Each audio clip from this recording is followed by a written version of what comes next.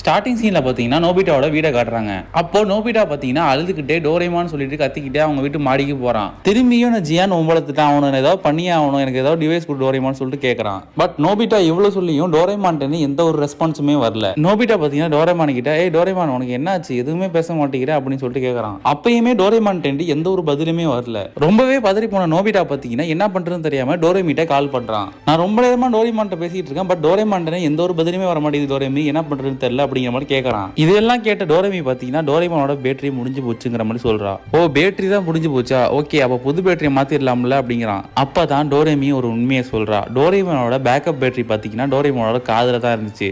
அந்த backup battery எல்லாத்தையுமே எலி கடிச்சிச்சு. ஸோ டோரேமான்ட்ட பேக்கப் பேட்டரி இப்போதைக்கு கிடையாதுங்கிற மாதிரி சொல்றா. அந்த பேக்கப் இல்லாம வேற ஏதாவது ஒரு பேட்டரி மாத்தினாலும் டோரேமானோட மெமரிஸ் எல்லாமே அழிஞ்சிருங்கிற மாதிரி சொல்றா டோரேமி.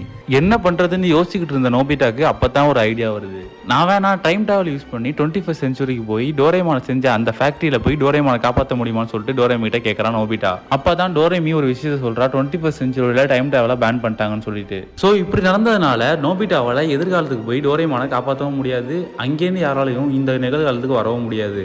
டோரேமானை காப்பாற்ற வேற எந்த வழியும் இல்லைன்னு தெரிஞ்ச நோபிட்டாக்கு மனசே உடஞ்சு போயிருது.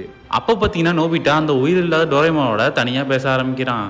அவங்க முதல்ல மீட் பண்ண டேவெல்லாம் யோசிச்சு பார்க்கறான் நோபிட்டா. அப்புறம் நோபிட்டா டோரேமானோட இத்தனை வருஷமா சுத்தி பார்த்த இடம், அப்புறம் அவங்க செஞ்ச சாகசத்தெல்லாம் எண்ணி யோசிச்சு பார்க்கறான். அப்புறம் நீ தான் போயிட்டியே, நான் பேசுறதான் உனக்கு கேட்காதுன்னு சொல்லிட்டு கண்களையும் அங்கேயே உட்காந்துருக்கான். நான் எப்பயெல்லாம் கஷ்டத்துல இருந்தனோ நீ அப்பயெல்லாம் எனக்கு ஒரு நண்பனா இருந்து தோல் கொடுத்த, ஆனா உனக்கு ஒரு பிரச்சனை வரப்போ என்னால எதுவுமே பண்ண முடியும்னு சொல்லிட்டு அழுகுறான். அப்புறம் ஏதாவது சொல்லு டோரேமான்னு சொல்லிட்டு கண் கலங்கிட்டே டோரேமானை பார்த்து கேட்கறான். அப்பயுமே டோரேமான்ட்டு எந்த ஒரு ரியாக்ஷனுமே இல்லை. அப்புறம் தன்னோட பேரண்ட்ஸ்டையும் அப்புறம் தன்னோட ஃப்ரெண்ட்ஸ்டையும் டோரேமான் திரும்பியும் போயிட்டாங்கிற மாதிரி ஒரு பொய்யை சொல்லிடுறான். ஆனா நோபிட்டாவுக்கு டோரேமானை எப்படியாவது காப்பாத்திடுவங்க நம்பிக்கை மட்டும் உள்ளுக்குள்ள இருந்துகிட்டே இருந்துச்சு. அப்புறம் சில வருஷத்துக்கு அப்புறம் நோபிட்டாவை காட்டுறாங்க. நோபிட்டா ரொம்பவே பெரிய பிள்ளையா இருக்கான். நோபிட்டாவோட ஃப்ரெண்ட்ஸ் எல்லாம் அவங்க எடுத்த மார்க்கை ரொம்பவே ஆச்சரியமா பாக்குறாங்க. ஆனா நோபிட்டா மட்டும் அசால்ட்டா பார்த்துட்டு போயிடுறான். அப்புறம் நோபிட்டாவை ரொம்ப நேரமா தேடிக்கிட்டு இருந்த சுசுகா நோபிட்டா கிட்ட வந்து, நோபிட்டா இந்த வாட்டியும் நீ தான் ஃபர்ஸ்ட் ரேங்க், நம்ம ஸ்கூல்லயே நீ தான் ஃபர்ஸ்ட் எடுத்திருக்கேங்கிற மாதிரி வந்து சொல்றா. அப்புறம் டெகிசுகியும் நோபிட்டாக்கு கங்க்ராச்சுலேஷன்லாம் பண்றான்.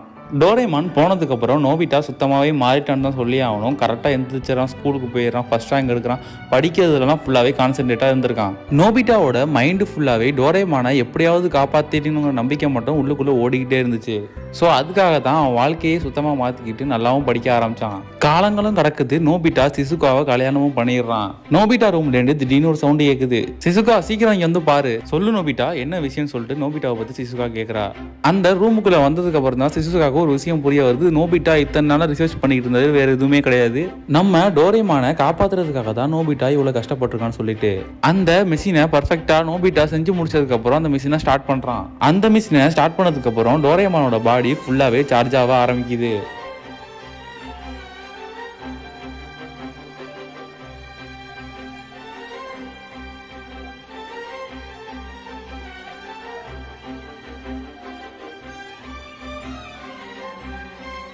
டோரேமான் திரும்பி வந்துருவாங்கிற முழு நம்பிக்கையோட சிசுகாவும் நோபிட்டாவும் பார்த்துக்கிட்டு இருந்தாங்க.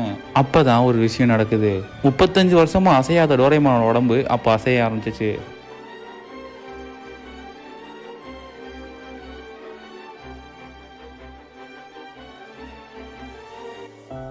டோரேமான் எந்திரிச்ச உடனே கேட்ட முதல் கேள்வி, நோபிட்டா நீ ஹோம்ஒர்க்கை முடிச்சிட்டியா? டோரேமான் திரும்பி வந்துட்டான்னு தெரிஞ்ச நோபிட்டாக்கு தான் குழந்தை பருவத்தில் உள்ள மாதிரியே மாறி டோரேமானை கட்டி பிடிச்சி அழுவ ஆரம்பிச்சிட்டான். இப்படியே இந்த எபிசோட முடிச்சிடுறாங்க. நீங்க ஒரு டோரேமான் ஃபேன்னா இந்த வீடியோக்கு மறக்காம லைக் பண்ணிட்டு உங்க ஃப்ரெண்ட்ஸ் கூட இந்த வீடியோவை ஷேர் பண்ணுங்க.